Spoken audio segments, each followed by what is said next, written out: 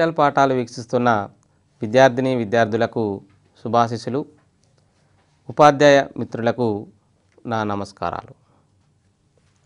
పిల్లలు, గత పాఠ్యాంశంలో మనం కణం యొక్క నిర్మాణంలో భాగంగా మరి కణం ఎక్కడి నుంచి ఉద్భవించింది, కణాలు ఎక్కడ ఏర్పడినాయి, ఈ సమస్త జీవులన్నీ కూడా ఏ విధంగా ఏర్పడినాయి, ఎక్కడ నుంచి జీవులు ఉద్భవించాయనేది కూడా గత పాఠ్యాంశంలో మనం తెలుసుకున్నాం.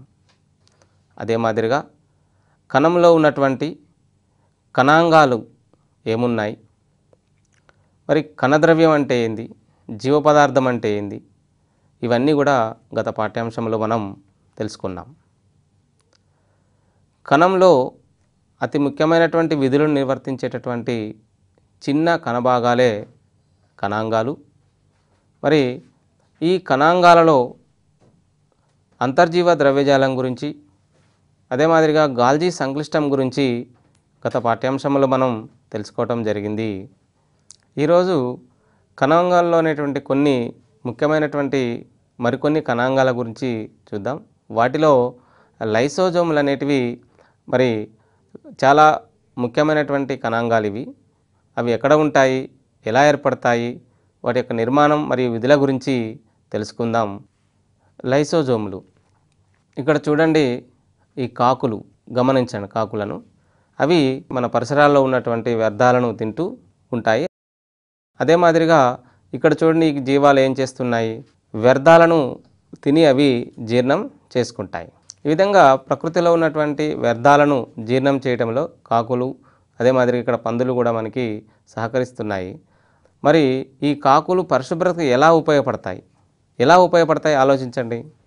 మరి కణంలో కూడా వ్యర్థ పదార్థాలు ఉంటాయి. వాటిని జీర్ణం చేయడానికి మరియు తొలగించడానికి ఉపయోగపడే కణాంగాలే లైసోజోములు. ఈ లైసోజోములు అనేటివి కణద్రవ్యంలో ఉన్నటువంటి త్వచయుతమైనటువంటి కణాంగాలు, అతి చిన్న కణాంగాలు, త్వచంతో కూడినటువంటి అతి చిన్న కణాంగాలు.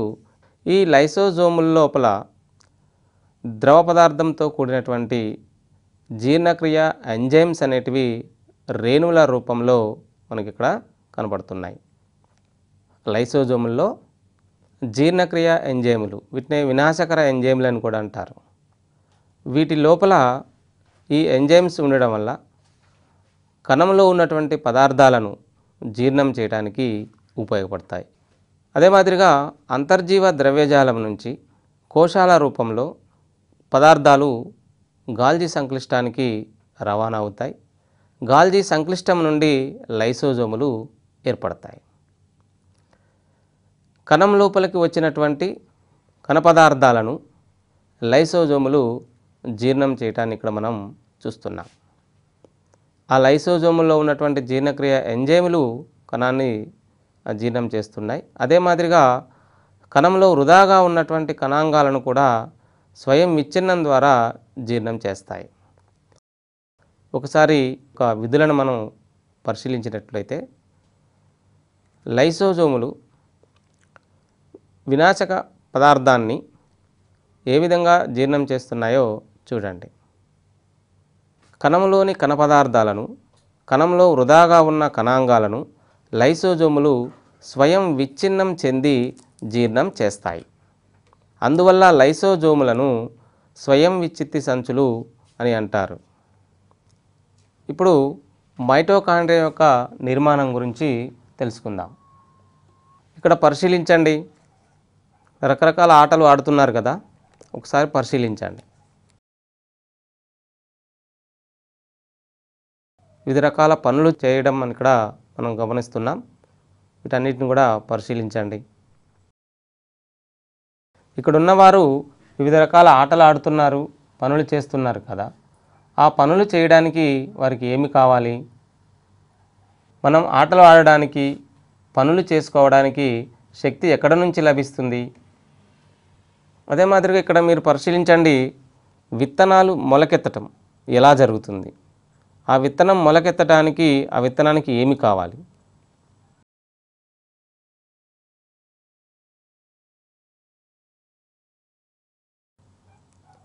మరి విత్తనాలు మొలకెత్తాలన్నా కూడా శక్తి కావాలి. ఆ శక్తితోటే విత్తనాలు అనేటివి మొలకెత్తుతాయి. మరి ఈ విత్తనాలకు ఆ శక్తి ఎక్కడి నుంచి వస్తుంది? విత్తనాలు మొలకెత్తడానికి శక్తి కావాలి. ఈ శక్తి కణశ్వాసక్రియ ద్వారా లభిస్తుంది. కణశ్వాసక్రియలో పాల్గొనే కణాంగమే మైటోకాండ్రియా. ఈ మైటోకాండ్రియా యొక్క నిర్మాణం గురించి మనం చూద్దాం. ఒక రియో పత్రాన్ని మనం పరిశీలించినప్పుడు మైక్రోస్కోప్ కింద దాంట్లో మనకి ఈ విధంగా మైటోకాండ్రియాలు కనిపించడాన్ని మనం పరిశీలించవచ్చు. మైటోకాండ్రియా ఎలక్ట్రాన్ సూక్ష్మదర్శినిలో పరిశీలించినప్పుడు ఈ విధంగా స్పష్టంగా కనిపిస్తుంది. దాని యొక్క నిర్మాణం గురించి ఇప్పుడు మనం తెలుసుకుందాం. మైటోకాండ్రియాలు దండాకారములుగా ఉన్నటువంటి నిర్మాణాలు. ఇవి కణద్రవ్యంలో ఉంటాయి. ఇవి 2 నుంచి 8 మైక్రాన్ల పొడవు ఉంటాయి. 0.5 మైక్రాన్ల వ్యాసాన్ని కలిగి ఉంటాయి. మైటోకాండ్రియా నిర్మాణంలో మనం ముఖ్యంగా చూసినట్లయితే 2 పొరలు మనకు కనిపిస్తాయి. అదే మాదిరిగా మైటోకాండ్రియా మధ్య భాగంలో ఉన్నటువంటి ఈ భాగాన్ని మాత్రిక అంటాం. ఈ మాత్రికలో కణశ్వాసక్రియకు కావలసినటువంటి పదార్థాలన్నీ కూడా ఇందులో ఉంటాయి. అదే మాదిరిగా బాహ్యత్వచం, వెలుపల వైపు ఉన్నటువంటి పొరను బాహ్యత్వచం అని అంటాం. లోపల వైపు ముడతలు పడి ఉన్నటువంటి త్వచాన్ని అంతరత్వచం అని అంటాం. ఈ అంతరత్వచం లోపలికి ముడతలు పడి ఉన్నటువంటి ఆ భాగాన్ని క్రిస్టే అని అంటాం. ఈ క్రిస్టే లోపలే శక్తి అనేది ఎలక్ట్రాన్ రవాణా జరిగి శక్తి ఏడిపి రూపం నుంచి ఏటీపీ రూపంలోకి మారే శక్తి రూపంలో నిల్వ చేయబడుతుంది.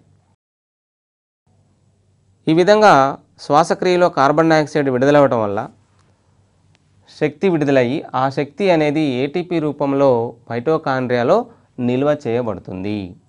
ఇందుకు గ్లూకోజ్ అనేది అదస్థ పదార్థంగా ఉపయోగపడుతుంది. ఆ గ్లూకోజు కణశ్వాసక్రియలో పాల్గొనడానికి ఈ మైటోకాండ్రియా ఉపయోగపడుతుంది. మైటోకాండ్రియాలో కణశ్వాసక్రియ జరిగి శక్తి విడుదలవుతుంది. ఆ శక్తి ఏటీపీ రూపంలో నిల్వ చేయబడుతుంది. ఇక్కడ చూడండి, ఇక్కడ థర్మల్ విద్యుత్ కేంద్రం, ఇవన్నీ కూడా శక్తిని ఉత్పత్తి చేసేటటువంటి కేంద్రాలు. ఈ విధంగా మరి మైటోకాండ్రియాలు కూడా శక్తిని ఉత్పత్తి చేసేటటువంటి కేంద్రాలుగా ఉంటాయి. కాబట్టి కణంలో మైటోకాండ్రియాలను కణశక్త్యాగారాలు అంటారు. Power houses of the cell అని మైటోకాండ్రియాలను పిలుస్తారు. ఈ మైటోకాండ్రియాలను కనుగొన్నది సి బెండా, దానికి పేరు పెట్టినది కొల్లీకర్ అనే శాస్త్రవేత్త. ఇప్పుడు ప్లాస్టిడ్స్ కణాంగాల గురించి చూద్దాం. ప్లాస్టిడ్స్ వర్ణద్రవ్యాలు అంటారు. ఇవి ఎన్ని రకాలు ఉన్నాయో చూద్దాం. వర్ణరేణువులు, క్రోమోప్లాస్ట్లు అంటారు. హరిత రేణువులు, వీటిని క్లోరోప్లాస్ట్ అంటారు. మూడవది శ్వేత రేణువులు, ల్యూకోప్లాస్ట్ అని అంటారు. ఈ విధంగా ప్లాస్టిడ్స్ అనేటివి 3 రకాలు: వర్ణరేణువులు, హరిత రేణువులు, శ్వేత రేణువులు. మరి మొక్కల్లో వర్ణరేణువులు ఎక్కడ ఉంటాయి, ఎలా గుర్తిస్తాం? ఇక్కడ చూడండి, వీటిని పరిశీలించండి. ఈ పుష్పాలను పరిశీలించండి, ఈ యొక్క ఫలాలను పరిశీలించండి. రకరకాల రంగులను కలిగి ఉండటాన్ని మనం చూస్తున్నాం. మరి పుష్పాలు, ఫలాలు వివిధ రంగుల్లో ఉండడానికి గల కారణం ఏమై ఉండొచ్చు? ఇక్కడ చూడండి, ఈ ఫలాలన్నీ కూడా రకరకాల రంగుల్లో మనం చూస్తున్నాం. క్యారెట్ మొక్క ఏ భాగాల్లో హరిత రేణువులు ఉంటాయి? ఈ మొక్కను పరిశీలించండి. ఆ పత్రం లోపల ఒకసారి మనం పరిశీలించినట్లయితే హరిత రేణువులు మొక్క ఏ భాగాల్లో హరిత రేణువులు ఉంటాయి? ఇక్కడ చూడండి, మొక్క ఉన్నటువంటి ఈ మొక్కను పరిశీలించండి. ఆ పత్రం లోపల ఒకసారి మనం పరిశీలించినట్లయితే హరిత రేణువులు లోపల యొక్క ప్లాస్టిడ్స్ అంటే ఈ యొక్క హరిత రేణువులు మొక్క యొక్క లోపలి భాగంలో పత్రాంతర కణాలలో ఈ యొక్క హరితరేణువులు మనం చూస్తాం. దీని లోపలగా క్షుణ్ణంగా మనం పరిశీలించినప్పుడు పత్రం ఉపరితలంలో పత్రరంధ్రాలు ఉంటాయి. ఇక్కడ మీరు చూస్తున్నది పత్రరంధ్రం. ఈ పత్రరంధ్రం లోపలికి వెళ్ళిన కొద్దీ అక్కడ కొన్ని రకాల కణాలు మనం ఇక్కడ చూస్తున్నాం. వీటిని పత్రాంతర కణాలు అని అంటాం. పత్రంలో ఉన్నటువంటి కణాలు. ఈ పత్రంలో ఉన్నటువంటి కణాల లోపల మరి ఆకుపచ్చని పత్రహరితాన్ని కలిగినటువంటి హరితరేణువుల్ని మనం చూడవచ్చు. పరిశీలించండి. ఇక్కడ పత్రం లోపల ఉన్నటువంటి నిర్మాణాన్ని ఇప్పుడు మనం చూస్తున్నాం. పత్రం లోపల ఉన్నటువంటి పత్రాంతర కణాల లోపల నిర్మాణం ఏ విధంగా ఉంటుందో ఇక్కడ మనం చూస్తున్నాం. ఈ పత్రాంతర కణాలలో అనేకమైనటువంటి హరితరేణువులు మనం చూడవచ్చు.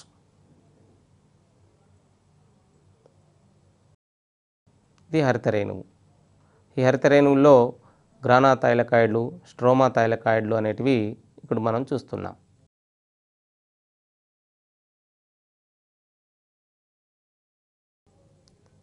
వీటి లోపల పత్రాంతర కణాల లోపల పత్రహరితం యొక్క అణువులు, హరితరేణువుల్లో పత్రహరితం యొక్క అణువుల్ని ఇక్కడ మనం చూస్తున్నాం.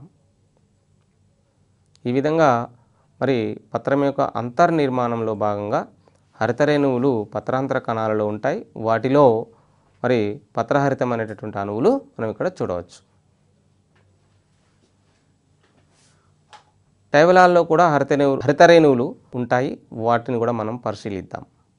ఇక్కడ చూడండి, రిబ్బన్ ఆకారంలో మనకి ఒక హరితరేణువులు ఈ స్పైరోగైరా అనేటటువంటి శైవలాల్లో మనం చూస్తాం. ఇక్కడ చూడండి, నిచ్చెన ఆకారంలో మనకి కనిపిస్తున్నటువంటి కొన్ని హరితరేణువులు యొక్క శైవలాల్లో మనం చూస్తున్నాం. ఇవన్నీ కూడా శైవలాల్లో మనకు కనిపించేటటువంటి హరితరేణువులు, వాటి యొక్క కణాలలో ఉన్నటువంటి హరితరేణువులు. కొన్ని రకాల శైవలాల్లో నక్షత్రాకారంలో కూడా హరితరేణువులు ఉంటాయి. ఇప్పుడు ఒక హరితరేణువు యొక్క నిర్మాణం ఏ విధంగా ఉందో మనం పరిశీలిద్దాం. హరితరేణువు నిర్మాణం. హరితరేణువు రెండు పొరలను కలిగి ఉంటుంది. వెలుపల ఉన్నటువంటి పొరను వెలుపలి త్వచం అని అంటాం. లోపల ఉన్నటువంటి పొరను లోపలి త్వచం అని అంటాం. అదే మాదిరిగా లోపల ఉన్నటువంటి ఆ పదార్థాన్ని స్ట్రోమా లేదా ఆవర్ణిక అని అంటాం. దీంట్లో కిరణజన్య సంయోగక్రియకు సంబంధించినటువంటి ఎంజైమ్స్ ఉంటాయి. ఈ స్ట్రోమాలో అక్కడక్కడ మరి నాణాలు పోగుబడినట్టుగా మనం కొన్ని నిర్మాణాలు చూస్తాం. వీటినే గ్రానా థైలకాయిడ్లు అని అంటారు. ఈ థైలకాయిడ్ల లోపల ఉన్నటువంటి ఖాళీ ప్రదేశాన్ని లూమెన్ అని అంటారు. ఈ విధంగా హరితరేణువులో వెలుపలి త్వచం, లోపలి త్వచం, అదే మాదిరిగా ఈ యొక్క హరితరేణువు లోపల ఉన్నటువంటి ఆ పదార్థాన్ని స్ట్రోమా అని, అదేవిధంగా ఆ స్ట్రోమాలో ఉన్నటువంటి నాణాలు పోగుబడి ఉన్నటువంటి నిర్మాణాలను గ్రానా థైలకాయిడ్లు అని అంటారు. ఇప్పుడు హరితరేణువు యొక్క విధులను మనం చూద్దాం. మరి హరితరేణువు ఏం చేస్తుంది? హరితరేణువు కిరణజన్య సంయోగ క్రియలో పాల్గొనేటటువంటి ముఖ్యమైనటువంటి కణాంగం. ఈ హరితరేణువులో కిరణజన్య సంయోగ క్రియ జరుగుతుంది.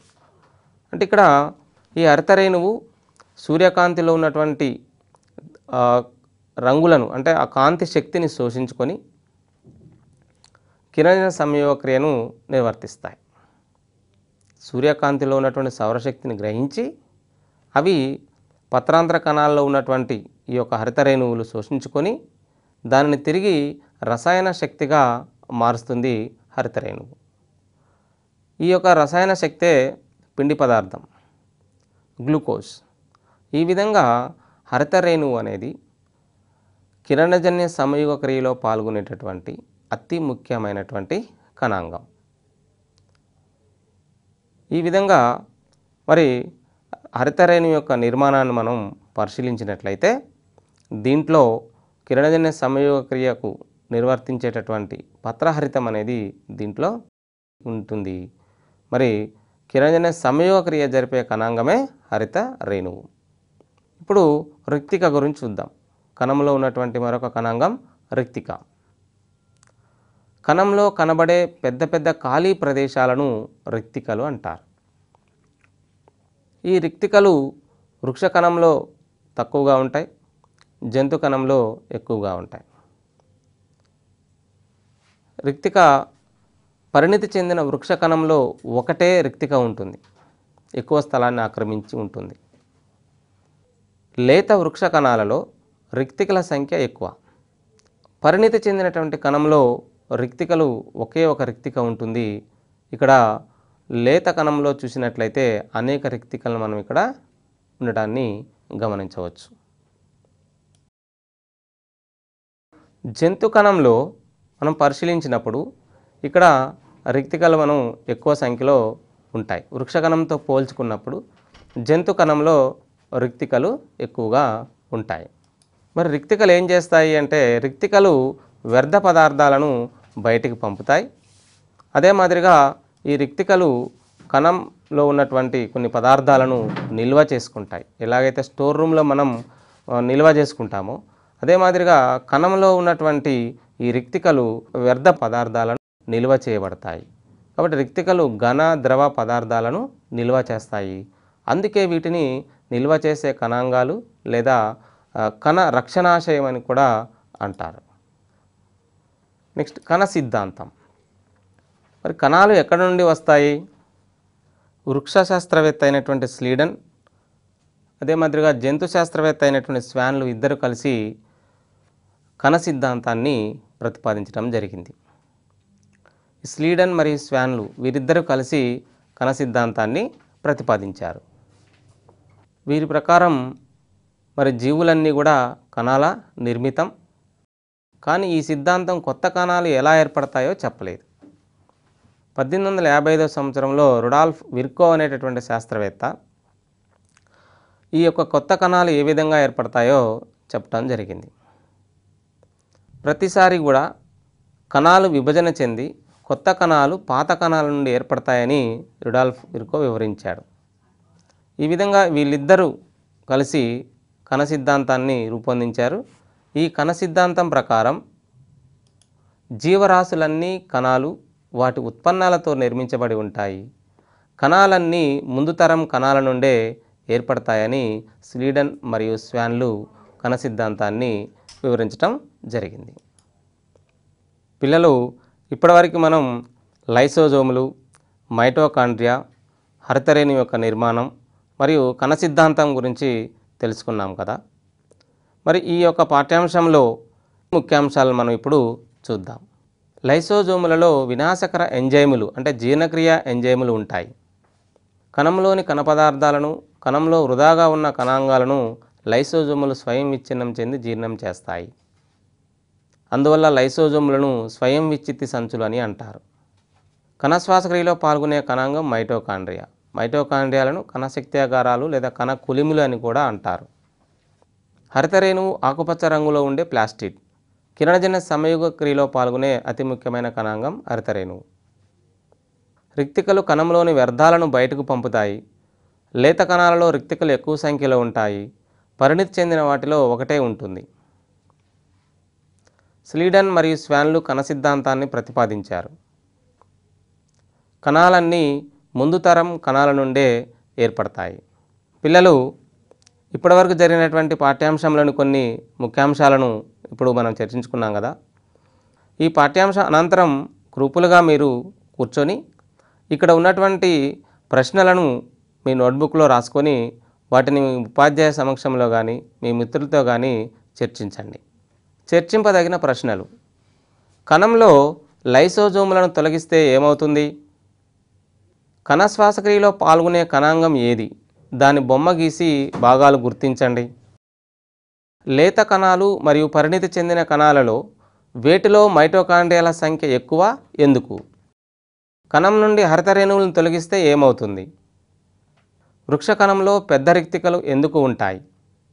జీవులు నిర్మాణాత్మక క్రియాత్మక ప్రమాణం కణం చర్చించండి. పిల్లలు, ఇప్పటివరకు మీరు కణం యొక్క నిర్మాణం, కణాంగాల యొక్క నిర్మాణం, వాటి యొక్క విధుల గురించి తెలుసుకున్నారు కదా. మరి కణంలో అతి ముఖ్యమైనటువంటి జీవక్రియలను నిర్వర్తించేటటువంటి కణాంగాలు మరి చాలా కీలక పాత్ర పోషిస్తూ ఉంటాయి. ముఖ్యంగా అంతర్జీవ ద్రవ్యజాలం, దీంట్లో రైబోజోమ్స్ ఉండటం వల్ల ఇవి ప్రోటీన్ల సంశ్లేషణలో పాల్గొనడం చూస్తున్నాం. అదే మాదిరిగా గాల్జీ సంక్లిష్టం అనేది అంతర్జీవ ద్రవ్యజాలంలో తయారైనటువంటి వివిధ రకాల ప్రోటీన్లను మరి కొంత మార్పు చెందించి కణంలోని ఇతర భాగాలకు రవాణా చేయటాన్ని మనం చూస్తున్నాం. అదే మాదిరిగా కణంలో అతి ముఖ్యమైనటువంటి కణాంగాలైనటువంటి హరితరేణువు, మైటోకాండ్రియా. ఈ మైటోకాండ్రియాలు శక్తి నిల్వ చేసేటటువంటి కణాంగాలు. కణ శ్వాసక్రియలో భాగంగా శక్తిని నిల్వ చేసుకుంటాయి. అందువలన వీటిని కణశక్తి భాండాగారాలని అంటాం. శ్వాసక్రియలో పాల్గొనే అతి ముఖ్యమైన కణాంగం మైటోకాండ్రియా అయితే, కిరణజన్య సంయోగ క్రియలో పాల్గొనే అతి ముఖ్యమైన కణాంగం హరితరేణువు. అదే మాదిరిగా కణంలో ఉన్నటువంటి కొన్ని కణాంగాలను అంటే ఇతర కణాంగాలకు హాని కలిగించకుండా కణంలో ఉన్నటువంటి ఇతర కణాలను జీర్ణం చేసేటటువంటి కణాంగాలు లైసోజోములు. వీటి యొక్క పాత్ర కూడా చాలా కీలకమైనది. ఇక చివరిగా కణ సిద్ధాంతాన్ని ప్రతిపాదించడం అనేది స్లీడన్ మరియు స్వాన్లు చేసినటువంటి గొప్ప అవకాశం. దీంట్లో భాగంగానే జీవుల యొక్క నిర్మాణాత్మక మరియు క్రియాత్మక ప్రమాణం అని వాళ్ళిద్దరూ ఈ యొక్క కణ సిద్ధాంతాన్ని ప్రతిపాదించడం జరిగింది. పిల్లలు ఇప్పుడు చెప్పినటువంటి లేదా చూసినటువంటి ఈ పాఠ్యాంశాన్ని మీరు తరగతి గదిలో మళ్ళొకసారి ఉపాధ్యాయులతో చర్చించి దాంట్లో ఉన్నటువంటి పాఠం వెనకాల ఉన్నటువంటి అభ్యాసాలను నిర్వర్తించి మరి ఈ పాఠ్యాంశాన్ని పూర్తి స్థాయిలో అవగాహన చేసుకుంటారని ఆశిస్తూ ధన్యవాదాలు తెలియజేస్తున్నాను.